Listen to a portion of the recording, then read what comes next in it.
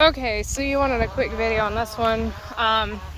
This is the first one I did, so there's some mistakes, but there's 4 cattle panels in here. They're 50 inches tall, so it makes it just over 16 feet. For the main runners, the 2x6s on the side, I bought them in 20 feet and I left them there, and I just cut an arch, or slanted them so that I could drag it around. When I want to drag it, I hook a chain to these braces and I pull it around. You can pull it with a car or a tractor or a 4-wheeler if you want to tear your 4-wheeler. I did it with the 4-wheeler a couple times. Probably not something I would do all the time. There's chicken poop here because they all roost up there. And this has just been my kind of junk area for stuff that I don't want my animals eating, is why it looks bad, and the pallets are in here because I used it to store hay for a little bit. So if you make it 8 foot wide, when you arch these cattle panels, they'll be right around 6 feet tall. When I put the doorway up here, I was not intending on putting this brace up, but I'm really glad I did. It really helps make it sturdy. Helps a lot. I mean, this wiggles and this doesn't always touch it, but it really sturdied it up a lot. So when you make yours, I would recommend leaving enough space to get that up there, but to have to like squeeze it up there. So what I did is I just built the frame. This on the end here is a 2x4.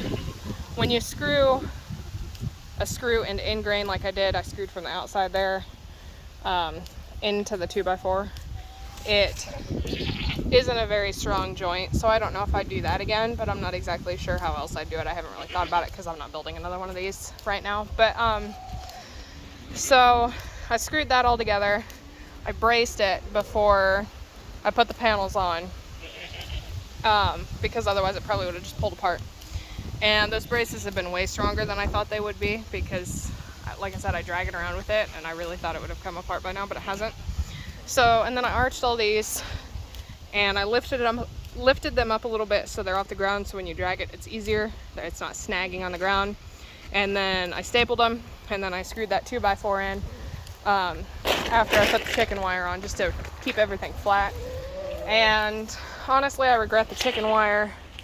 If I was going to do it again, I would have put something better, but this is what we have. As you can see, this is coming up here, and there's really no way to put it back down in there. And then at the end, somewhere, I don't know, somewhere it came loose. I think it was up here. Right here it came loose. I had to staple it all back down because I put a dog in here for a little while. Yeah, I'm not sure what else. Just make it 8 feet wide. The 20-foot long runners is what I use. 2x4s to kind of screw it in. I did a second 2x4 in the front just to add, and the back, but just to add some stability. And then when I put this upright,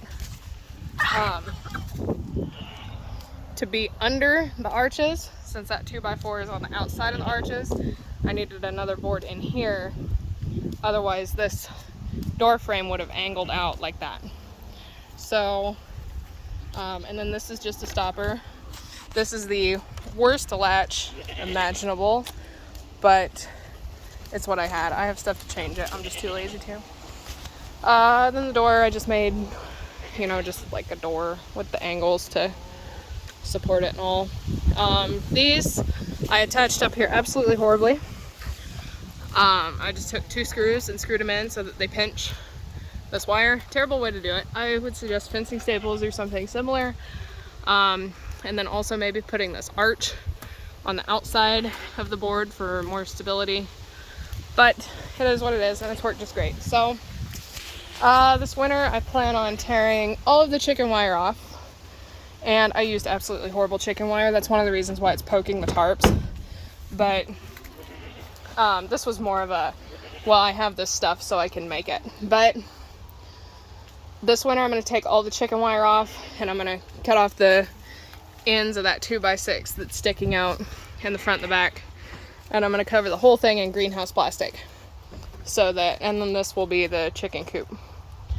These feed bins we'll move over to that. I have that board there because it's really windy and I still haven't got to framing it out. So, yeah, it's just, if you have any other questions, let me know. I don't know what I didn't cover. I just zip tied all of these together with like the crappiest zip ties you can buy. I mean, I bought like 4,000 of them for $10 and they've started kind of coming apart, but it's not a hard fix just to, you know, zip tie these back together. It's actually the same thing that I did over on the big one.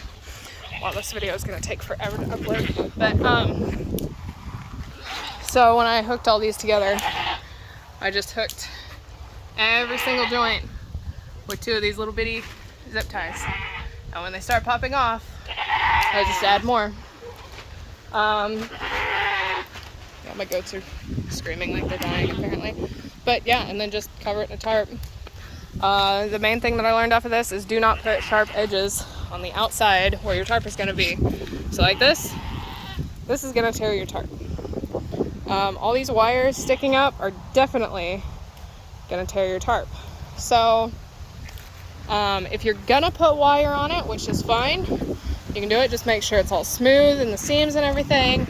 And then on the ends, buy these pipe insulators that I bought and cover them. I bought this brand. These are 1-inch ones.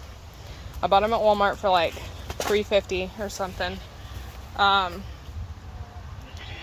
They work great. The 3/4 inch ones work a lot better. For whatever reason, these only have one sticky side and they don't stick worth crap. So anyway, yeah, the video is getting too long, so any other questions, just ask.